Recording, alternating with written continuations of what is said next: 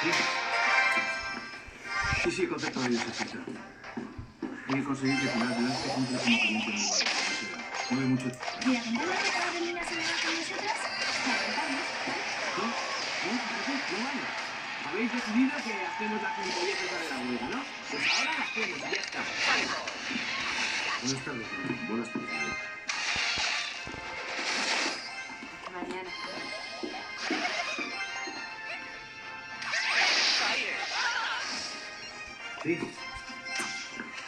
Sí, el concepto de Josefita. Hay que conseguir que Pilar Velázquez cumpla como cliente en el bar. No hay mucho dinero con todos los bancos ni españoles. Lo voy a llevar yo personalmente. Showtime! Muy bien.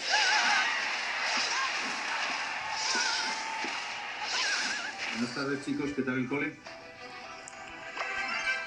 Hoy no puedo cenar con vosotros, tengo un trabajo. A lo mejor fue la niña de Camila, Por cierto, no he visto la nueva niñera. ¿Os habéis portado bien con ella? Os estoy preguntando por la niñera. No me lo he visto. ¿Pero ella? ¿Qué se ¿El señor va a cenar en mi casa? ¿Se puede saber a qué se debe tanto silencio? Se trata de una huelga de silencio. No puede controlar.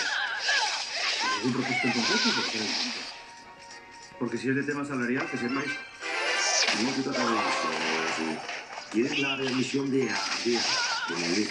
¿Y qué pasa con la nueva? Tengo que conocer que solo 1 hora y 16 minutos exactamente.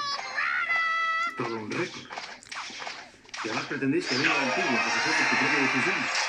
¿No os parece un poco que si lo vuestra postura? Ya está bien de broma. Ya que estás haciendo dichas cosas. Vamos a ver. Necesitáis una niñera. Ni Bruno ni yo os podemos atender con más vida. ¿De acuerdo? No podemos estar probando 365 niñeras al año, ¿correcto? Vosotros queréis algo.